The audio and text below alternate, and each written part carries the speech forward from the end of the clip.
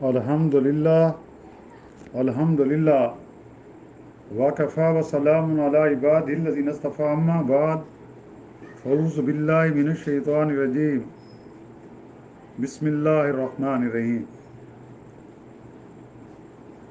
ومن آیاتہ انک تری الارض خاشعۃ فاذا انزلنا علیہا الماء اہتزت وربت ان الذی احیا لمحیی الموتى انہ علی کل شیء قدیر۔ اس اللہ کی نشانیوں میں سے یہ بھی ہے کہ تو زمین کو دبی دبائی دیکھتا ہے، پھر جب ہم اس پر میਂہ برساتے ہیں تو وہ تر و تازہ ابھرنے لگتی ہے۔ جس نے اسے زندہ کیا وہی یقینی طور پر مردوں کو بھی زندہ کرنے والا ہے، بے شک وہ ہر چیز پر قادر ہے، قدرت رکھنے والا ہے۔ سبحان ربک رب العزت عما یصفون وسلام علی المرسلین والحمد للہ رب العالمین۔ اللہم صلی علی سیدنا محمد وعلی آلہ وصحبہ وسلم۔ پارہ 24واں سورۃ حامیم سجدہ کی آیات مبارکہ 39 کی تلاوت کی گئی ہے اور ساتھ ترجمہ بھی کیا گیا ہے۔ جیسا کہ گزشتہ درس میں ذکر ہوا تھا، یہ کائنات میں جتنی بھی چیزیں یہ سب اللہ کی نشانیاں ہیں، اس کی موجود ہونے کی، اس کے حاضر ناظر ہونے کی۔ اور اس میں خصوصاً دو چیزوں کا ذکر ہوا ہے، چاند اور سورج کا۔ اب سورج دن کو نکلتا ہے تو روشن ہو جاتا ہے دن، لوگ اپنے کام کاج کے لیے نکل کھڑے ہوتے ہیں، مزدوری کرتے ہیں، محنت کرتے ہیں۔ اگر تاریکی ہوتی تو تاریکی میں کون کام کر سکتا؟ اور رات کو لوگ آرام کرتے ہیں، اللہ نے رات کو آرام کے لیے بنایا۔ اور دوسرا چاند، اب چاند سے ہمیں ایک تو دنوں کا پتہ چلتا ہے، مہینوں کا پتہ چلتا ہے۔ چاند پر یہ دار و مدار ہے اسلامی جتنے بھی تہوار ہیں، کہ چاند کو دیکھ کر ماہ رمضان کا اعلان کیا جاتا ہے، چاند کو دیکھ کر محرم کا اعلان کیا جاتا ہے، چاند کو دیکھ کر حج۔ اس طرح اللہ تعالیٰ نے 12 مہینے بنائے اسلامی، جن کو ہم قمری مہینے کہتے ہیں۔ اور دوسرا چاند، جب قدیم دور میں قافلے سفر کیا کرتے تھے، کاروان سفر کیا کرتے تھے، تو وہ چاند کی روشنی میں یا ستاروں کو دیکھ کر اپنا رخ لیا کرتے تھے کہ ہم نے کس طرف کس سمت جانا ہے۔ تو یہ سب اللہ کی نشانیاں ہیں، اور ہر چیز کائنات میں اللہ کی عبادت کر رہی ہے۔ گویا سورج غروب ہوتا ہے تو اللہ کا سجدہ کر رہا ہوتا ہے، چاند کا نکلنا، یہ پہاڑ۔ اب مفسرین فرماتے ہیں کہ ہر چیز جو ہے اللہ کی عبادت کرتی ہے، چاہے وہ عاقل ہے، چاہے وہ غیر عاقل ہے، چاہے وہ جاندار ہے، چاہے وہ بے جان ہے، لیکن اس کی ذات ایک ہے۔ یعنی کوئی قیام کی صورت میں، کوئی رکوع کی صورت میں، کوئی سجدے کی صورت میں، کوئی اتحاد کی تشہد کی صورت میں، لیکن انسان اور جنات کو جو اللہ تعالیٰ نے عبادت کا طریقہ بتایا ہے، وہ تمام کائنات کا گلدستہ بن گیا کہ انسان جب اللہ کی نماز پڑھتا ہے تو اس میں قیام بھی ہے، اس کی مشابہت درختوں کے ساتھ ہو جاتی ہے۔ اس میں رکوع بھی ہے، اس کی مشابہت چوپاؤں کے ساتھ ہو جاتی ہے۔ اس میں سجدہ بھی ہے، اس کی مشابہت کیڑے مکوڑوں کے ساتھ ہو جاتی ہے۔ اور اس میں تشہد بھی ہے کہ اس کی مشابہت پہاڑوں کے ساتھ ہو جاتی ہے۔ ہر چیز اللہ کی عبادت کرتی ہے، حتیٰ کہ پانی جب رواں دوا ہے، اللہ کی عبادت کر رہا ہے، رواں دوا ہے، صاف ستھرا ہے، جب وہ اللہ کی عبادت سے منہ موڑتا ہے اس کا رنگ خراب ہو جاتا ہے، وہ بیکار ہو جاتا ہے، وہ پینے کے قابل نہیں رہتا۔ جو چیز بھی فرق کیا ہے انسان میں، انسان کو اللہ نے ایک قسم کی مہلت دی ہوئی ہے، فوراً پکا نہیں ہے۔ لیکن دوسری جو چیزیں ہیں جب وہ اللہ کا ذکر سے منہ موڑتے ہیں ان پر موت طاری ہو جاتی ہے. پرندہ جب اللہ کا ذکر کرنا چھوڑ دیتا ہے کسی شکاری کی یا اپنے سے بڑے پرندے کی، وہ کیا بن جاتا ہے؟ نوالا بن جاتا ہے. مچھلیاں پانی میں اللہ کا ذکر کر رہی ہیں، جب اللہ کے ذکر کو سے منہ موڑتی ہیں، یا بڑی مچھلی ان کو ہڑپ کر لیتی ہے یا کسی شکاری کے جال میں پھنس جاتی ہیں. اس طرح درختوں کے پتے جب تک اللہ کا ذکر کریں ہرے بھرے ہیں، جب اللہ کے ذکر سے منہ موڑتے ہیں تو وہ کیا ہو جاتے ہیں؟ خشک ہو جاتے ہیں. ہر چیز. لیکن اللہ نے انسان کو مہلت دی ہے، اللہ کی طرف سے فوراً پکڑ نہیں ہے. جس طرح قرآن مجید میں دوسری جگہ اگر اللہ کی طرف سے پکڑ فوراً ہوتی تو روئے زمین پر کوئی چیز بھی زندہ نہ رہتی. اور پھر اگر تم اللہ کی عبادت نہیں کرتے تو اللہ کو اس کی پرواہ نہیں، بلکہ اللہ کے فرشتے اتنے ہیں کہ وہ عبادت کر رہے ہیں، اس کی تسبیح ہر وقت بیان کر رہے ہیں، کوئی رکوع کی صورت میں، کوئی سجدے کی صورت میں، کوئی قیام کی صورت میں. اور 70,000 فرشتے روزانہ بیت المعمور، جہاں ادھر خانہ کعبہ ہے نا، اس کے اوپر بیت المعمور ہے، وہاں 70,000 فرشتے روزانہ اللہ کے گھر کا طواف کرتے ہیں. اس کی ایک دفعہ جس فرشتے نے طواف کر لیا قیامت تک اس کی باری نہیں آئے گی. اللہ کے فرشتے اتنے ہیں، اس کی تسبیح بیان کر کے مننے والے. اللہ کو تو ہماری عبادت کی ضرورت نہیں ہے، ہمیں اللہ کو راضی کرنے کی ضرورت ہے. اور آج جو ہم نے آیات مبارکہ پڑھی اس میں بھی یہی ہے، یہ اللہ کی نشانیاں ہیں. پہلے چاند اور سورج کی کا مثال دی گئی، اب زمین کی. زمین بنجر پڑی ہوتی ہے، خشک پڑی ہوتی ہے، دبی ہوئی ہوتی ہے. تو یہ اللہ کی نشانیوں میں ہے کہ اللہ تعالیٰ پانی برساتے ہیں، بارش برستی ہے، زمین تر و تازہ ہو جاتی ہے.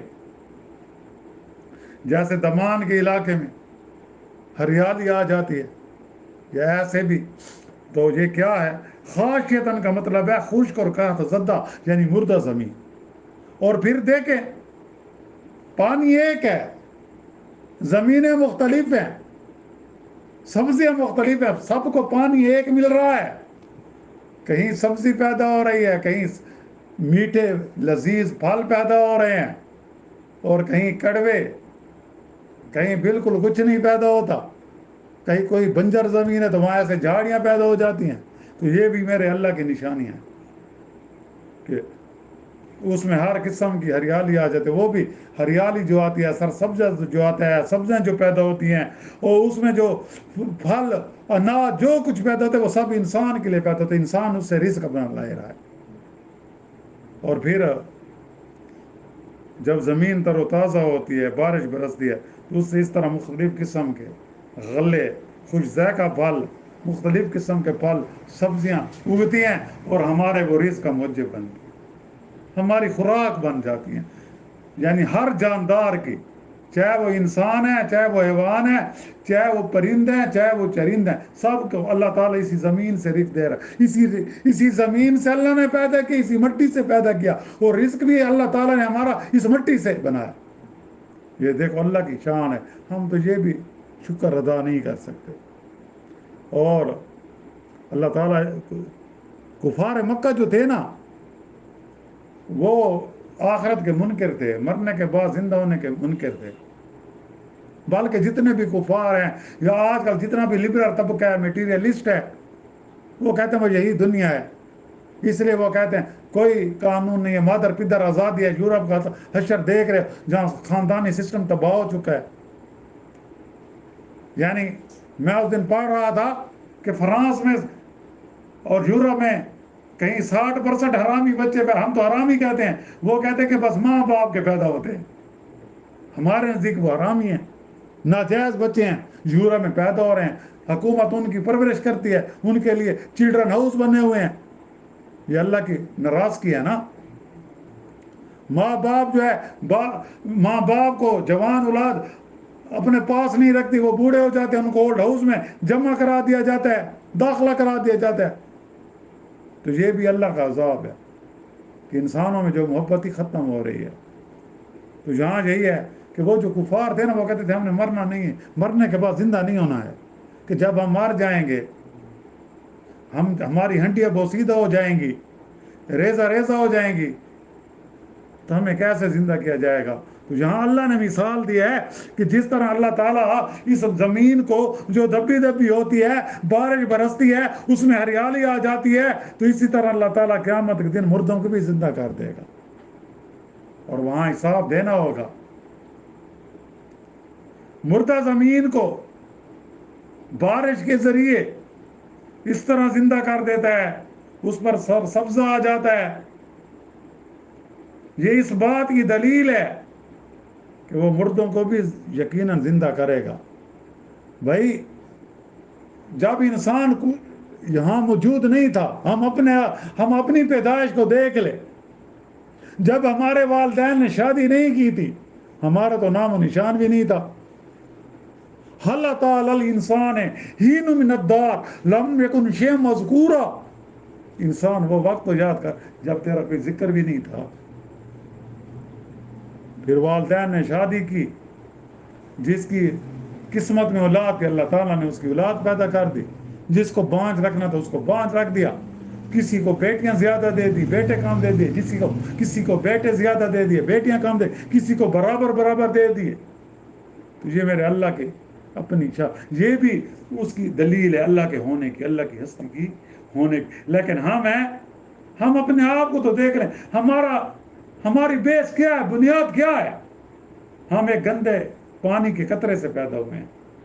وہ قطرہ اگر جسم پر لگ جائے تو جسم ناپاک، کپڑوں پر لگ جائے کپڑے ناپاک، اور اللہ تعالیٰ جو ہے اس قطرے کو اتنی افزائش دیتے ہیں، وہ لوتھڑا بنتا ہے۔ اس طرح 9-10 مہینے کے اندر ماں کے پیٹ کے اندر ایک خوبصورت انسان بن جاتا ہے، اور انسان ایسا کہ جس کی خوبصورتی کی اللہ تعالیٰ خود قسم اٹھا رہا ہے کہ وَلَقَدْ خَلَقْنَا الْإِنسَانَ فِي أَحْسَنِ تَقْوِيمٍ، کہ ہم نے انسان کو بڑے خوبصورت سانچے میں، اور یہ انسان جب اس دنیا میں آتا ہے اپنے رب کو بھول جاتا ہے، پھر وہ کہتا ہے میں ہوں۔ اگر ہم یہ سوچ لیں کہ ہماری جو اصل ہے، ہم کیسے پیدا ہوئے، تو میرا خیال ہے پھر ہم کوئی فخر بھی نہ کرتے، کوئی تکبر بھی نہ کرتے۔ تو اللہ سے دعا ہے کہ اللہ تعالیٰ ہمیں صحیح العقیدہ بنائے، اللہ تعالیٰ ہمیں قرآن اور سنت کی پر چلنے کی توفیق عطا فرمائے، اور قرآن اور سنت کے مطابق ہمارے لیے زندگی گزارنا آسان بنا دے۔ اللہ تعالیٰ ہم سب کے صغیرہ کبیرہ گناہ معاف فرمائے، اور آئندہ اپنی رحمت سے ہر قسم کے صغیرہ کبیرہ گناہوں سے ہمیں محفوظ رکھے، اپنے حفظ و امان میں رکھے۔ اور جتنے مسلمان اس دنیا سے رخصت ہو گئے ہیں اللہ تعالیٰ سب کی مغفرت فرمائے اور ان کو جنت میں اعلیٰ مقام عطا فرمائے۔ اور جتنے بیمار ہیں، گھروں میں ہیں، ہسپتالوں میں ہیں، روحانی بیمار ہیں، جسمانی بیمار ہیں، اللہ تعالیٰ سب کو صحت کاملہ عطا فرمائے اور ایمان کے ساتھ زندہ رکھے، اور ہمارا خاتمہ بھی ایمان پر فرمائے۔ وآخر دعوانا الحمدللہ رب العالمین۔ ربنا آتنا فی الدنیا حسنۃ وفی الآخرۃ حسنۃ وقنا عذاب النار۔ صلی اللہ تعالیٰ علی خیر خلق محمد وآلہ وصحبہ اجمعین برحمتک یا رب۔ السلام علیکم ورحمۃ اللہ وبرکاتہ۔ تعلیم دین کورس بعد از نباہ مغرب ہر عمر کے افراد کے لیے اس موقع سے فائدہ اٹھائیں، خصوصاً طلباء کے لیے جو کالج کے طلباء ہیں یا میٹرک کے طلباء ہیں، اس میں آپ کا اپنا فائدہ ہے۔ ایڈریس دیا گیا ہے، اس کو پڑھ لیں اور جوائن کریں۔ 3 کتاب جو مفت دیے جائیں گے، بالکل مفت کورس اپنی آخرت بنانے کے لیے۔ السلام علیکم ورحمۃ اللہ وبرکاتہ۔ Please subscribe my channel and like for more videos. السلام علیکم۔